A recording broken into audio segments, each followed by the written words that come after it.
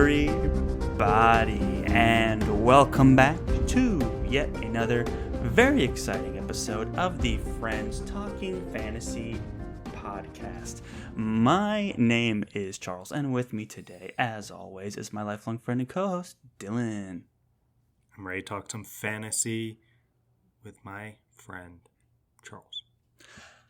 I am ready to talk some fantasy with my friend as well, Dylan, but not just any fantasy today, because today we are returning to the Cosmere.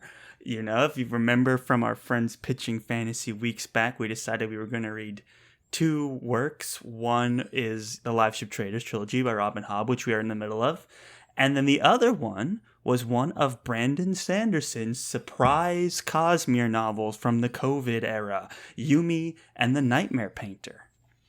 Yeah, so excited to get into this one. I pitched this one to you back in Friends Pitching Fantasy, and you made a great decision, Charles, because I really enjoyed this book, and I'm excited to get into it. We'll start here today with this spoiler-free installment of discussing Yumi and the Nightmare Painter. And then in a couple of days, we should be coming out with the full deep dive. So keep an eye out for that. However, if you came here to find out, hey, is this the kind of book I want to read? Let's say you're a fan of Sanderson, but you haven't yet had the chance to dive into his secret project novels. This is your opportunity to find out from a couple guys who were in your shoes not too long ago. A couple Sander fans who hadn't delved in there yet. And Charles, I really, really liked going to a Sanderson book that was contained and limited to just two point of views after... I think we love the Stormlight Archive, but I do think both of us after... So for me, it was rereading all of them. For you, it was reading all of them for the first time. This was now maybe... I don't know how long ago. It's been a while since 2 years ago came out. But, right. Well, yeah. But either way, just check when Rhythm of War came out, because it was around then, right? I think we were late to the party with Rhythm of War. Bit. But it was originally published in 2020. 2020? Okay, we were significantly late then. Yeah. But either way, I think that reading through all of them back to back to back to back, it had us a little bit fatigued with all this rotating to all these different point of views all over the place, and each individual storyline kind of will hit a part you're excited about right at the end of the chapter. And then it's like, all right, we won't see them for another 100 pages or something. Right. So at points, you and I were feeling like, okay, that was a lot. And then we get to see through this book a much more contained story.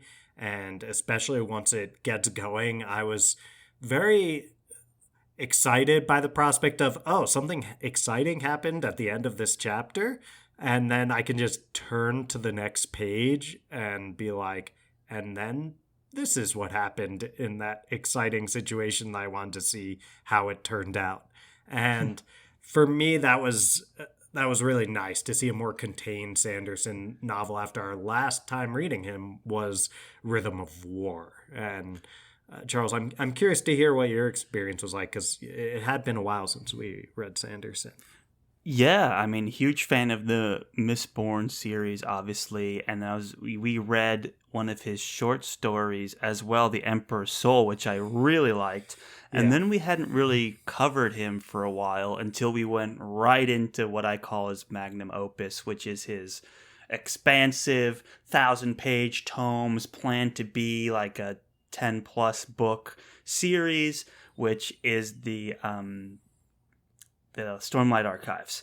So when I heard that there were these kind of secret projects, and for people that maybe are only passively keeping up with Brandon Sanderson and aren't quite sure what these were, I know I wasn't 100% sure what they were, but he had released, was it 3 secret projects or was it 4. I can't remember how many secret projects I'll check on that. Yeah. That he had released, but this one was, I think, the 3rd. I don't know if it was the last one or not, but it was during a 4. time. It was 4? Okay. Mm-hmm. So this was 3 of 4 of these standalone books, and the tricky thing is that all are Cosmere novels, right, Dylan? I'm pretty sure they are. This one is, yes.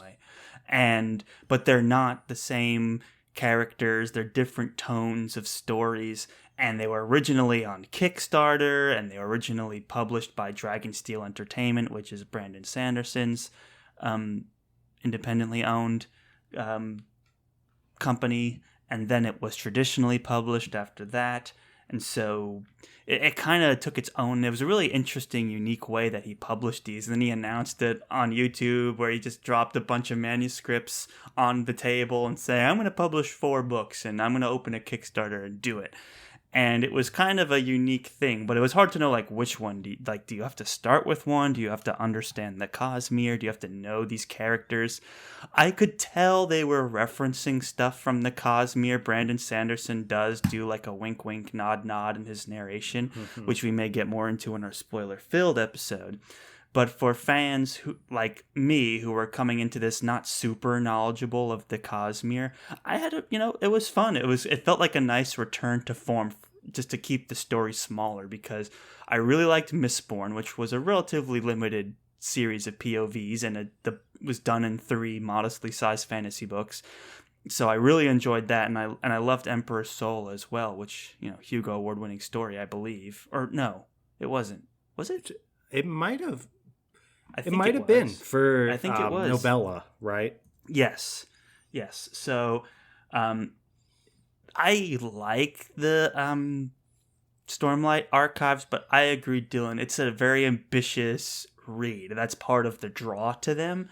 But, we read new books all the time, and it just seems like a super huge commitment, and you have to remember a lot of stuff and follow a lot of things, and that's not necessarily always what I'm looking to dive into. So it was nice to be able to take this little detour, get another Sanderson fix, and then come back, So for that, it did its purpose, like Sanderson can always deliver, and it was a fun little jump back into Sanderson. Yeah, it was, and I'll have more to say on that note, Charles, but largely on the same page here. And let's read back of the book for folks with Yumi and the Nightmare Painter, just so folks actually have a sense of what this book is about if they are coming here for just the recommendation, really. So this from Goodreads says, Brandon Sanderson brings us a gripping story set in the Cosmere universe. Told by Hoyd, where 2 people from incredibly different worlds must compromise and work together to save their worlds from ruin. Yumi comes from a land of gardens, meditation, and spirits, while Painter lives in a world of darkness, technology, and nightmares.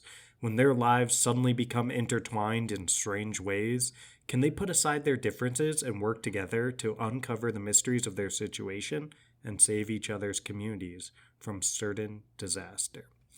And we've pretty much got our 2 point of views here, and that's Yumi and the Nightmare Painter. And it is it's contained to those 2. It tells a captivating story that's really relationship and character focused, and something that was really exciting to me, Charles, was the way in which the world building is very weaved into character and serves character in this book. And I think there's probably, I'll start with Sanderson's one of our favorite authors, and we've read a ton here.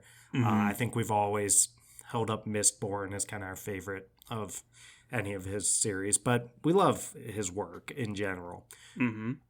The times in which we've ventured into criticism of Sanderson's work, I think this book kind of, I would say, avoided those trappings pretty well. And I think one of the places that we've gone into a little bit more critique is like in the Stormlight Archive, where you can tell he's really excited about his own world and everything that he's built. And it almost goes into this world building for world building's sake, which is maybe more of a critique of our style of reading, or at least how it fits with our style of reading, is what I should say. In the sense that, like, there's tons of people out there who that's what they're all about. Like, they want Sanderson to just nerd out about all this. Then they want to go to the copper mine and they want to learn everything about the world. And that's totally valid and a fair way to read. But for us, that kind of loses us when it's not serving the characters as well. Yeah. I will say in this book, the world building, which is extremely interesting for two separate worlds, and we have both of them have jobs that are explicitly tied to important aspects of their worlds and what makes those worlds unique. And that's what our character Yumi is working as is it Yoki Hijo? Let me make Yoki Hijo. Yoki Hijo. I listened to the audiobook, so I got Michael Kramer and Kate Redding telling me I'm ready for the pronunciations. It's the Yoki Hijo. So did they do Painter was Kramer and then Redding was they do love doing that, and that's always fun. Sure did. So for those who don't know, those two are a married couple, if I'm correct, right, Charles? You are correct. Kate Redding and Michael Kramer, the audiobook narrators. And since they do that with Wheel of Time days 20 plus years ago. Where one will do the the women and one will do the men in terms of narration of their point of views. And it's anyway. It's funny when there's only two characters that they did that anyway. Usually they do it for books where there's like 100 characters and it just brings some something interesting and different throughout the 40-hour audiobook. But in this case it's like 8 hour. It's like a 12-hour audiobook with only 2 POV characters, but it was still a nice flavor because like you're jumping worlds and you're like shifting like who's the host and who isn't, and so it's kind of fun to have that separation. So it was a good time. Sounds like you missed out from all that because at the end of there's illustrations, right? And so it'll be illustration description. Beautiful illustrations. It'll be like illustration description. Yumi and Nikoro are sitting together and they're staring at each other. Yumi's wearing a white dress. You know, it's just like you're like, why am I listening to this? It's kind of weird, but they emphasized that there were some beautiful illustrations in the book. I mean, there weren't that many. One for the end of every chapter, right? Maybe that was for the special project version that you get on Kickstarter. Sure. Because there are beautiful illustrations, but really just I think front and back. I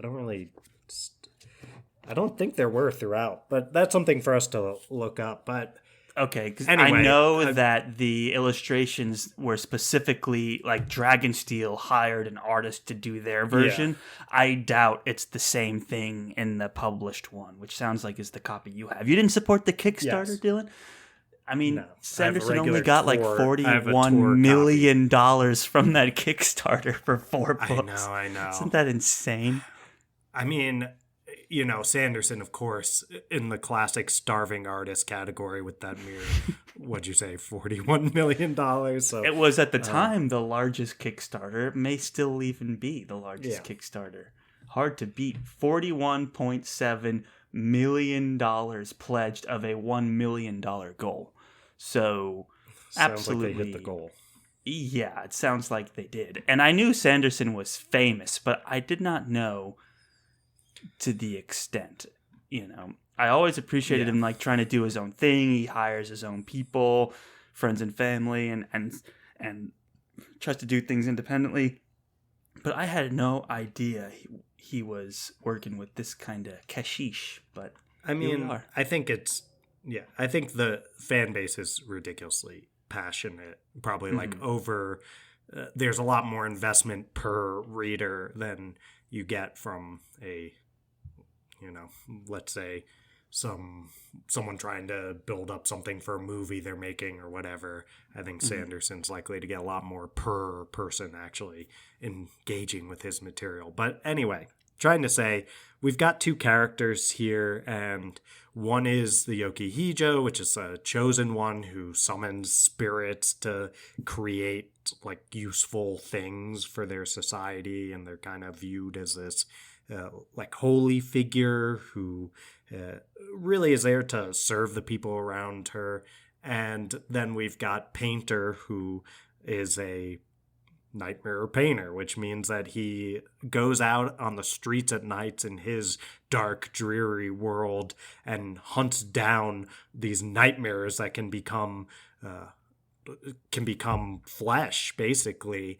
And if he finds them in time, him and other painters like him, then they can turn them into innocuous things and make them not actually threats to their society. And those are intricately woven into who they are as characters, and it's also intricately woven in like as a critical piece to how their two societies work. And because this book is only in the hardcover here like 360 pages, and it's trying to be a contained character driven short by story. Sanderson standards, for sure. Very short by Sanderson standards.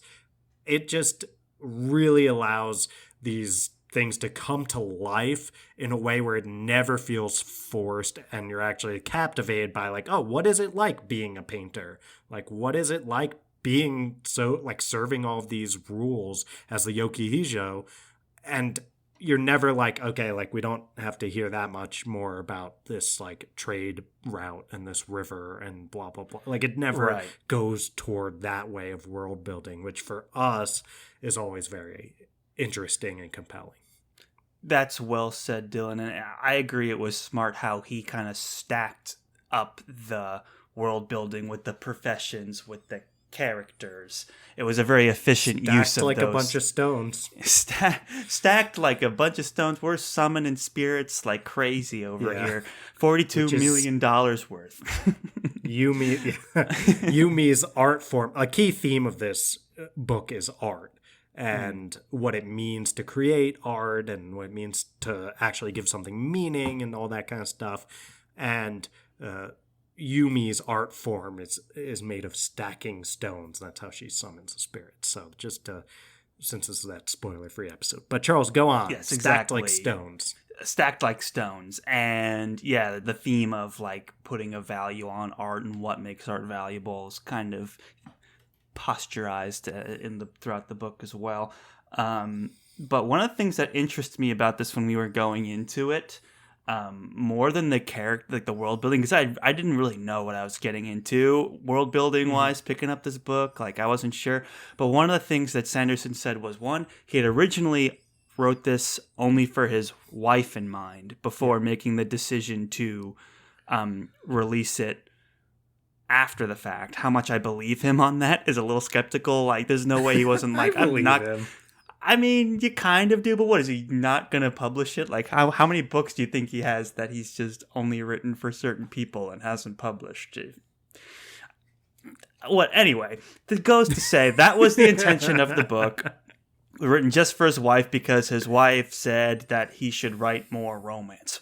Probably not the coaching I would give Sanderson if I had the opportunity. But that's what I knew going into this, was that this was a bit of a romance story. He was kind of leaning more on the romantic side, and he dedicated it to his wife and everything. So honestly, it's not the romantasy that maybe a lot of fantasy readers are used to today with like Fourth Wing and Court of Thorns and Roses. This is Sanderson's brand of romance. And I'd say of all the books that we've read, the romantic relationships haven't always been the strongest. The courting of relationships, the flirting and all that. Like, I remember we had criticized specific relationships in Stormlight Archive. Stormlight, yeah. Yeah. Mistborn was fine, but it wasn't like a romance story and you're like, whatever. So, well, it is, kind of, but whatever. Anyway, so I was a little bit like, okay, Sanderson's, these were experimental works that he was just doing during lockdown. He wanted to flex some new muscles. He wasn't trying to do some magnum opus work for Stormlight Archive. This was a chance for him to kind of branch out in a low risk kind of setting. So I was excited to give it a try. And it stuck to his brand of romance for sure, but I was really pleased to watch these characters and their romance progress, because for most of the book it's not like they're going on dates and trying to flirt and this and that. So much of it is like when they're in one person's world, only one person like has the ability to interact with the world and the other person can't, and it flips when they switch between each other's worlds. So they're kind of like trying to coach each other to do stuff that they know super well, like, oh, I know how to stack stones super well, but I can't, so I have to talk you through it. And there's some of that kind of frustration there, but there's just some of that getting to know you there, and it reflects on their personalities super well.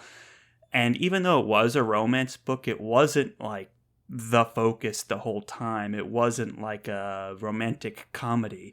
It was a kind of like a drama, if you will. They were really trying to figure out what's wrong with these two worlds and why are they in this weird supernatural situation with each other.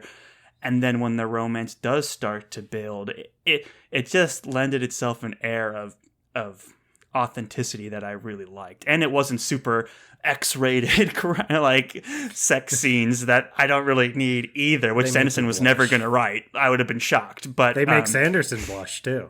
You and Sanderson are aligned in that way. So I knew he wasn't going to, but I was wondering where he would go. And it was a lot of fun. It was a lot of fun. So one of the stronger romances I've read from Sanderson for sure, if not the strongest. And it bodes well for what he writes in the future, I think. I think this was a good exercise. Yeah, that's so well said, Charles. And I was thinking along the same lines when we got to romance. I was going to say, basically, this is still clearly Brandon Sanderson writing a romance, but this is the best version of that. And but I mean, it's like Sanderson. So the other two things besides the world building for world building's sake, which only really seem to happen sometimes in the later Stormlight books, the other two things that we get on Sanderson a little bit about are humor, which we'll maybe get to that later, and romance. And the romance is at times, especially in Stormlight, I feel like just like kind of cringy, the courting process, and like they're saying like kind of weird things. And like, do people talk to each other like this? Like, not in my experience. Yeah. And to be clear, sometimes it's meant to not be cringy, but it is. Sometimes it's meant to be cringy, and it is. But there's plenty of times where he's honest to God trying to write flirtatious dialogue, and it's not hitting for one reason or another. I agree. And I feel like in this book, this is part of what I was getting at when I said earlier, this book minimizes the weaknesses, or weaknesses is strong, the aspects of his writing that we don't feel the strongest about. And in the way of the romance in this book, he it feels about as natural as I've seen it. And I think he created two characters that served his purpose as well, because they're both naive in their own ways. The Yoki Hijo lifestyle is one of isolation and privacy and like not even considering anything to do with romance or what that would be like, or interacting with people you might be romantically interested in. Just doesn't really happen. And then Painter is just clearly a very like awkward kind of social outcasty person with not much in the way of romantic experience himself. So the awkwardness of the times in which there's a courting process going on feels very true to the characters in this book, and feels a lot more like those times that it's like, oh, when it's getting cringy, like Sanderson knows in these moments it's cringy and is playing it up. And when it's not, it feels very genuine. Like Right, there's because it's not something like they so liked each other at first sight, and it's not like they hated each other at yeah. first sight either. They're just two people trying to solve a mystery together, and that helps so much because so many of his relationships were like you knew right away that these were the two people that were gonna get together, and it felt a little kind of contrived. And in this, I don't know, he dropped them in a non-relationship, non-dating, non-flirting environment and let that progress later on, which Yeah. I agree is one of his stronger relationships for sure. Right. And I think that it's it's something that makes a lot of sense when you consider the fact that under normal conditions, Brandon Sanderson is as intense an outliner when it comes to his plots as you will find. He is Hmm. thorough. We know from his lectures he's broken down writing into a science. Yeah. And it is he has rules, he has laws, he has all of these things, and they're all made to be broken to some extent, but he does follow them pretty closely. And he Hmm. said that he does allow within the like fitting into the plot, he kind of allows his characters to be more like they call it pantsing, riding by the seat of your pants. Like he allows their personalities to develop a little bit more naturally, but they still have to do the things that Sanderson wants them to do to move the plot forward. He said when it came to this book, he did hardly any outlining. He just kind of let it flow out of him. And I think that, and we can get into some of this more in the deep dive part of this episode, but or part the deep dive that will be our next episode, I should say. Hmm. And I feel like him allowing himself to pants this novel a bit more is part of what allowed this relationship to blossom in a lot more natural way, because it wasn't a like, and at this point in the story these two characters have to get together and then it's Yeah. like things could just unfold.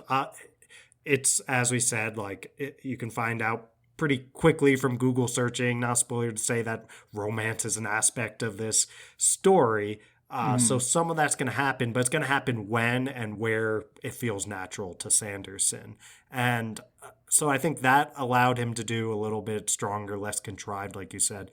And I'll also say it fits so well with the themes of this book, because Sanderson, as someone who takes an art form and is normally so methodical about it, this is a book where he allowed the art to just kind of just come out of him, in the way that he's not going to overthink it. And I think that we can get into that more if we want in later parts of the episode. But that's a huge theme of like, what is art? What does it mean to just give yourself to art? What does it mean for art to have meaning to you? And blah blah blah. Like it's pretty interesting how those kind of themes are reflected both in the book and also in his like creative process of it. Absolutely. And it was definitely this whole idea of him pantsing the book and kind of like lower stakes in the greater Cosmere that really allowed some of his other writing chops that we don't get as much of from Stormlight Archive to come through. And I think that's the biggest appeal of this book for fantasy fans or the casual Sanderson fan. I guess as we kind of wrap this up in our spoiler-free section, the last thing I wanted to say was like, in terms of, do you need to be a Cosmere expert? Does it matter how much you have or haven't read of Sanderson? I would say you could have read nothing from Sanderson and then can pick this up and still enjoy it. I recognize that there's some Cosmere references throughout, but I don't think any of it is super critical to the enjoyment of the story. So for me, just picking it up, I mean, it's the third. He labeled it as the third of four. I don't know how they decided the order, but it's a standalone book. I don't think you need any Cosmere knowledge to go into it, and I would recommend it to anyone who's casually into fantasy or Sanderson. I'll also say, of all of these standalone books, this one stands out amongst the standalones as being a more dramatic one and being more focused on a relationship. So those two things. And then the last thing, he was inspired by, Japanese and Korean influences and a lot of anime as well, which he doesn't usually pull in anime as an inspiration. But he was like, oh, people around me keep trying to push it on me. And the ones I gave a chance were really influential in this work. And your very own Final Fantasy X gets a shout out in there as well, which I'm sure you'll have a lot to say about. So that is a unique blend. So if you haven't given it a chance and you're looking on why to pick this one up over the others, that is the main recommendation that I would have for the book.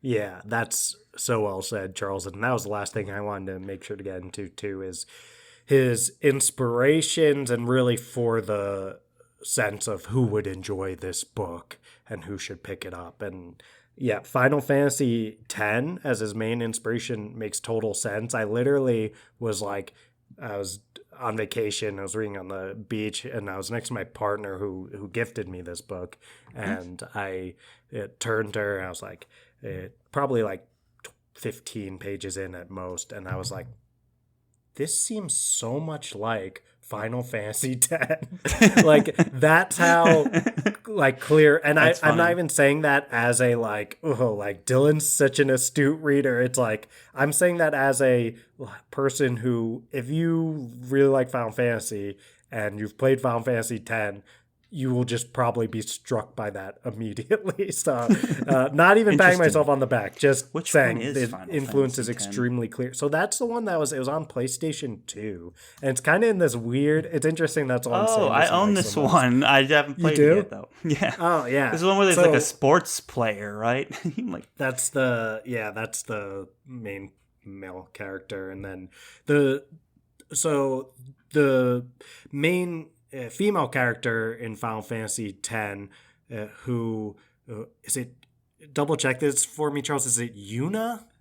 Let's see here. Either way, I'm on the Wikipedia page. Her name sounds like Yumi, which was part of it, and their roles in society are very Yuna, Y-U-N-A. Yeah, she's a summoner. Yeah, I mean, does it say there like what a summoner's role is? Because if you read that, it'll be so similar to. Okay, let's see. Oh god, it takes me to this page that has a million things on it. Point being, a summoner, a summoner in society is a character that kind of has. A different system is summoning, a mechanic where characters can evoke summoned monsters to aid the party through cinematic actions. The concept of summoning was proposed for the first Final Fantasy, but not implemented until the third. They can either... the names of summons derive from multiple cultures: Egyptian, Middle Eastern, Asian, and classical mythology. So basically they can evoke spirits to participate in the action, which is kind of what Yumi does. She evokes spirits.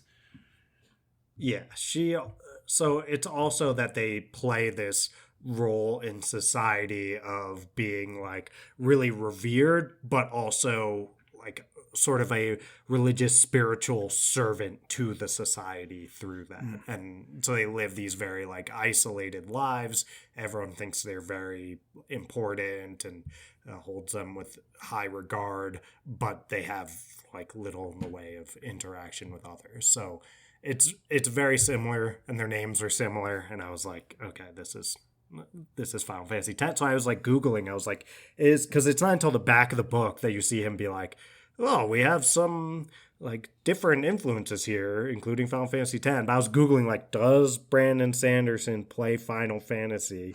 And I just had to get to the epilogue, man. Like, I know. Then when I got to the epilogue, I was like, oh, okay, like this is spelled out very clearly. But I was like finding articles that were like, Sanderson talks about his favorite Final Fantasy. I was like, he said Final Fantasy X. I was like, this is so Final Fantasy X. And then I was ready to like bring that in. and be like, oh, like people should check that out. I bet that was an influence. And then it's just like spelled out, and he's just like, yep, that was a big influence. He's like, I even named Yumi after in honor of one of the characters, Yeah. and you're like, oh, okay. Right. So I read that and I was like, oh my god, Dylan's gonna know all about this. yeah, so it's a highly, highly recommend for fans of Final Fantasy X, Final Fantasy in general. Also, one of the anime influences was Your Name, which I don't know if Which you've I've seen never that seen. one, Charles. No, but, I haven't. But I know of it. It's super yeah. popular. I've seen the poster. I just haven't given it a chance. Yeah, so those are really good fits. And if you like those, and there's just kind of like an anime-ish feel to the interactions, which I think also leans in, like when Sanderson just leans into that, like his books kind of read anime-ish at times anyway, Yeah. even though he's not like a huge anime fan. Like I think it's the like sometimes the corniness of the romantic interactions and the like now the character's blushing and blah blah, like And those kind of like you got the cinematic action as well, Yeah. and the grandiose characters. Yeah, for sure. Yeah. So highly recommend for fans of anime, fans of Final Fantasy, and we'll get into the deep dive for folks who have read this book already in a couple days. So That's right. The deep dive is a coming, but to summarize it, it is a recommend. So definitely check it out. Yeah. So I guess we're not going to do the whole outro thing because it takes really long, and we're just recording back to back to let you in behind the curtain here. Yeah, we'll just say, thanks for listening. Check out Brandon Sanderson, which seems kind of funny to say. It was a good book. As someone who just dabbles in the Cosmere, I enjoyed it very much. And I look forward to continue reading and discussing Sanderson in the future. Yep. Follow us on social media, and we'll get to after that. And subscribe, rate on Spotify, Apple Podcasts, all that stuff. And until next time, we'll see you in a couple days, and that'll give you time to just read the book in a couple days. It's not that long. That's right. You got some time. You're going to be ready. It's coming soon, so get hyped. And thank you all for listening. Appreciate it as always. And as always, go forth and conquer.